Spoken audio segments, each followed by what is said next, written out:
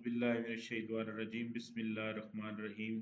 Lecturer Mohammad Irfan Khan, superior group of colleges Mianwali. बच्चों, आज का जो हमारा डिस्कशन का टॉपिक होगा वो है जी बॉइलिंग पॉइंट। तो सबसे पहले हम बॉइलिंग पॉइंट को देख लेते हैं। छोटी क्लासेस में हम कहते थे the temperature at which liquid boil, but this definition is not complete. ठीक है जी। तो आज हम इसकी कंप्लीट डेफिनेशन पढ़ते हैं बॉइलिंग पॉइंट की कि ये क्या होता है। The temperature at which vapour pressure of the liquid become equal to the external atmospheric pressure. बेटा आपको पता है जब आप किसी लिक्विड को हीट करते हैं तो पिछले टॉपिक में आपने पढ़ा है कि जब आप टेम्परेचर इंक्रीज करते हैं इंटरमॉलिक्यूलर फोर्सेस वीक होती हैं तो वेपर प्रेशर बढ़ता जाता है। और एक जो ओपन कंटेनर है उसके ऊपर भी एक एक्सटर्नल प्रेशर भी लग रहा होता है। तो जब ये दोनों प्रेशर इक्वल हो जाते हैं तो उस वक्त हमारा जो लिक्विड है बॉयल करता है, तो उस टेम्परेचर को हम क्या बोलेंगे? बॉइलिंग पॉइंट कहेंगे। आगे पिक्चर आ रही है, मैं वो दिखाता भी हूँ। Boiling point do not take place at all temperature. जैसे हम कहते थे कि एवेपोरेशन हर टेम्परेचर पे होती है, लेकिन बॉइलिंग पॉइंट जो है वो हर टेम्परेचर पे नहीं होता बल्कि एक स्पेसिफिक टेम्परेचर पे बॉइलिंग होती है। When a liquid is heated, its vapors goes on increasing as stage reaches. When vapor pressure of the liquid become equal to the external atmospheric pressure, at this temperature liquid start boiling. This is known as boiling point. अब जब आप liquid को heat करते हैं तो bubbling होती है, bubble formation होती है। तो देखते हैं जी, the reason for this is that the bubbles of the vapour which are formed in the interior of the liquid. जब आप लिक्विड को हीट करते हैं तो ये बबल बनते हैं लिक्विड के इंटीरियर के अंदर और वो सरफेस के ऊपर आके फट जाते हैं। In the interior of the liquid have greater internal vapor pressure than external atmospheric pressure on the surface of liquid. This makes the bubble to come out of the liquid and burst. वही बात मैं कह रहा हूँ कि जब आप liquid को हीट करते हैं तो अंदर का इंटरनल वेपर प्रेशर बढ़ता है और वो मॉलिक्यूल सरफेस के ऊपर आते हैं, तो जो है वो उसकी सरफेस के ऊपर आके बस्ट हो जाते हैं। तो at this at a constant stream of bubbling, फिर क्या है जी, a constant stream of bubbles comes out at the boiling point of the liquid. तो वो जो बबल बनते हैं वो सरफेस के ऊपर आके फट जाते हैं। लेकिन जब इंटरनल वेपर प्रेशर और एक्सटर्नल इक्वल होते हैं तो तब हमारा जो है वो लिक्विड जो है वो बॉइलिंग स्टार्ट कर देता है, तो उसको हम क्या बोलेंगे? बॉइलिंग कहेंगे। और बॉइलिंग के ऊपर एक कांस्टेंट स्टीम आएगी बबल्स की। ठीक हो गया जी, जिसमें लिक्विड एवेपोरेट कर रहा होगा।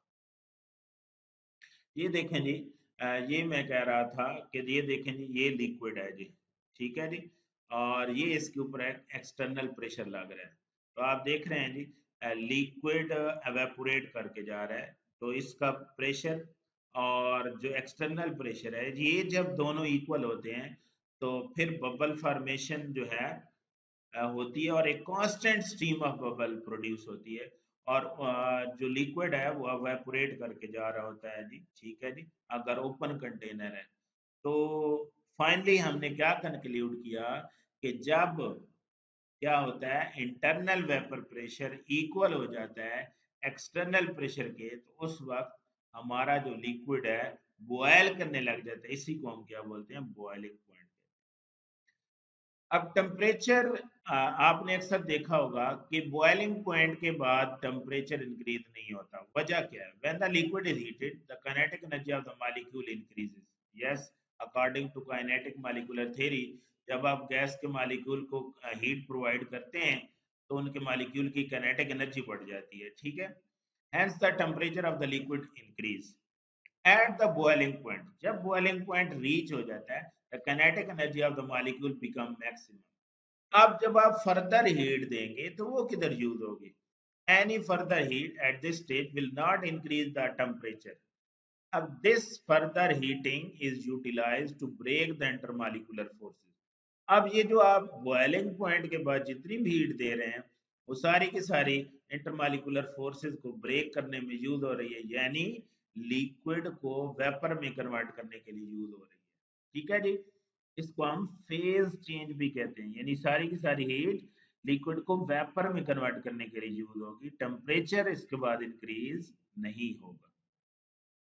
ये आपको डिफरेंट सब्सटेंस दिखाए गए हैं, एसिटिक एसिड है, एसिडोन है, बेंजीन है, कार्बन डाइसल्फाइड है, कार्बन टेट्राक्लोराइड है, एथेनॉल है, नेफ्थलीन है, वाटर है।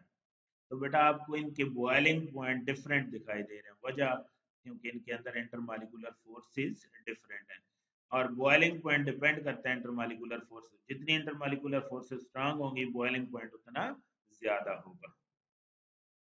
नेक्स्ट ये बच्चे आपको ग्राफ दिखाया गया है, एक डाइथाइल ईथर है, एथेनॉल है, वाटर है, इथाइलिन ग्लाइकोल है।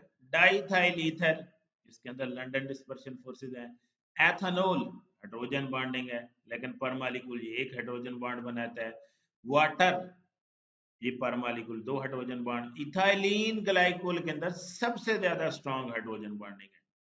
तो बेटा जी जब आप इसको हीट करेंगे, ठीक है, लिक्विड को, तो किसका वेपर प्रेशर जल्दी बढ़ेगा? जाहिर है जिसमें फोर्सेस वीक हैं। तो देखें जी ये ग्राफ यहाँ से इसका डाइथाइल ईथर का होना चाहिए था, लेकिन ये 200 से स्टार्ट हुआ है, इसका मतलब है इसके अंदर फोर्सेस वीक है। थोड़ा सा टेम्परेचर इंक्रीज किया तो एकदम वेपर प्रेशर बढ़ा। अब फिर देखें जी जब आप टेम्परेचर बढ़ा रहे हैं वेपर प्रेशर बढ़ता जा रहा है, बढ़ता जा रहा है, बढ़ता जा रहा है। एक स्टेज ऐसी आई जहां पे दोनों वेपर प्रेशर, एक्सटर्नल प्रेशर और internal vapour pressure of diethyl ether equal हो गए। तो ये वो कौन सा पॉइंट है?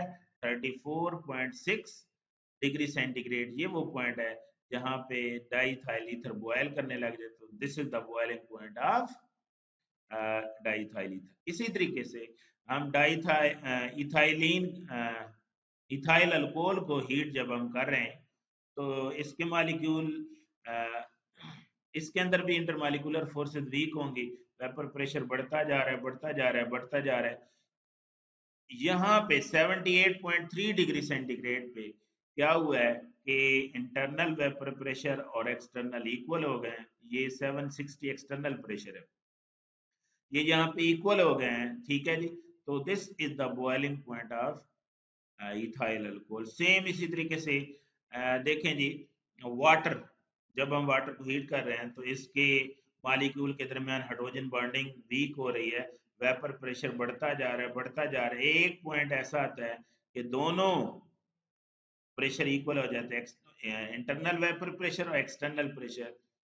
तो ये वो कौन सा टेम्परेचर है जिसके ऊपर वाटर बॉयल कर रहा है जी? ये वो 100 डिग्री सेंटीग्रेड टेम्परेचर है जिसके ऊपर वाटर बॉयल कर रहा है। So this is the boiling point of water. तो इसी तरीके से इथाइलिन ग्लाइकोल का तो बहुत ज्यादा बॉइलिंग पॉइंट है जी। तो आपने देखा कि जब इंटरनल वेपर प्रेशर इक्वल होता है एक्सटर्नल के तो बॉइलिंग पॉइंट रीच हो जाता है। लेकिन यहाँ पे एक और भी देखने वाली बात है कि डाइथाइल ईथर, इथाइल अल्कोहल और वाटर और इथाइलिन ग्लाइकोल के बॉइलिंग पॉइंट डिफरेंट है क्योंकि इनके अंदर इंटरमॉलिक्यूलर फोर्सेस डिफरेंट है। अब ग्राफिकल एक्सप्लेनेशन जो है, graphical explanation states that graph shows the variation of vapor pressure of the water, ethyl alcohol, ethylene glycol, and diethyl ether with temperature. It also mentioned that liquid reach up to the boiling point when their vapor pressure equal to the external pressure at sea level. At 0 degree centigrade, vapour pressure of diethyl ether, हाँ जी, 0 degree centigrade पे diethyl ether का vapour pressure कितना था? वो जहां से उसकी curve start हो रही थी तो वो 200 डिग्री 200 टार था। 200 टार के ऊपर उसका 0 डिग्री सेंटीग्रेड पे कितना था जी? 200 टार वेपर प्रेशर था। और वाटर का कितना था? 4.8 टार। इसका मतलब है कि वाटर का वेपर प्रेशर कम है और इथाइल ईथर का वेपर प्रेशर ज्यादा है। क्यों? इंटरमॉलिक्यूलर फोर्सेस वीक हो तो वेपर प्रेशर ज्यादा होता है, और स्ट्रांग हो तो वेपर प्रेशर कम होता है। तो वजह क्या है? Strength of intermolecular forces. तो due to strong intermolecular forces present in the water, the curve for water goes along with temperature axis to greater extent. The graph also indicates that vapor pressure increases very rapidly when the liquids are closer to the boiling point, because at that temperature liquid is free from the intermolecular forces. Next है जी molar heat of vaporisation. पहले हम देखते हैं heat of vaporisation, amount of heat required to convert liquid into vapour, this is known as vaporisation. ठीक है, heat of vaporisation. अब molar यानी 1 mole heat, amount of heat required to convert 1 mole of liquid into the vapour at its boiling point, this is known as molar heat of vaporisation. तो ये water की molar heat of vaporisation कितनी है? 1 atm pressure पे 40.6 kilo joule पर mole. अब है जी फैक्टर इफेक्टिंग बॉइलिंग पॉइंट। तो पहला है जी स्ट्रेंथ ऑफ इंटरमॉलिक्यूलर फोर्सेस। तो बच्चे मैं पहले बता चुका हूँ, इंटरमॉलिक्यूलर फोर्सेस जितनी स्ट्रांग होंगी वेपर प्रेशर उतना कम होगा और बॉइलिंग पॉइंट उतना ज्यादा होगा। इट मींस बॉइलिंग पॉइंट और वेपर प्रेशर का inverse. Higher the boiling point of the water indicate that stronger the intermolecular forces than ethanol and methanol. Next है जी एक्सटर्नल प्रेशर। बेटा जी एक्सटर्नल प्रेशर के साथ भी डायरेक्ट रिलेशन है boiling point का। जितना एक्सटर्नल प्रेशर ज्यादा होता जाएगा बॉइलिंग पॉइंट भी ज्यादा होता जाएगा, और जितना एक्सटर्नल प्रेशर कम करते जाओगे बॉइलिंग पॉइंट भी कम होता जाएगा। When the vapor pressure of the liquid equal to the external pressure, then liquid boil. It means that when external pressure is changed, the boiling point will also change.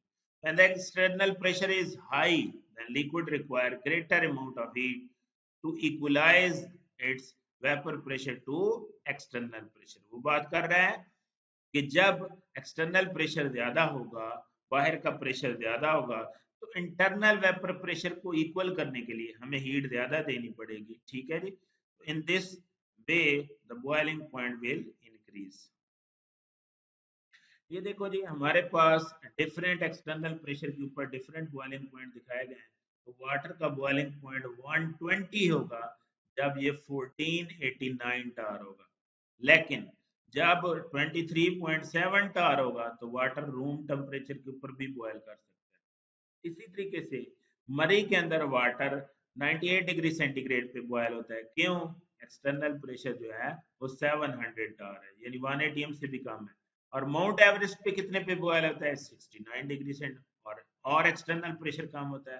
इसका मतलब है external pressure बढ़ाते जाओगे boiling point बढ़ता जाएगा, external pressure कम करते जाओगे boiling point कम होता जाएगा। बड़ा इंपॉर्टेंट क्वेश्चन है जी, why food is cooked quickly in the pressure cooker. Pressure cooker के अंदर खुराक क्यों जल्दी पक जाती है? इसकी रीजन क्या है जी? We can increase the internal pressure artificially on the surface of boiling water by using pressure cooker. अब प्रेशर कुकर क्या है जी? Pressure cooker is a close container जिसमें वाटर के मॉलिक्यूल को एस्केप करने के लिए अलाउ नहीं किया जाता। The vapor of the water formed is not allowed to escape. तो वो क्या करते हैं? प्रेशर को बढ़ा देते हैं। In this way, it exert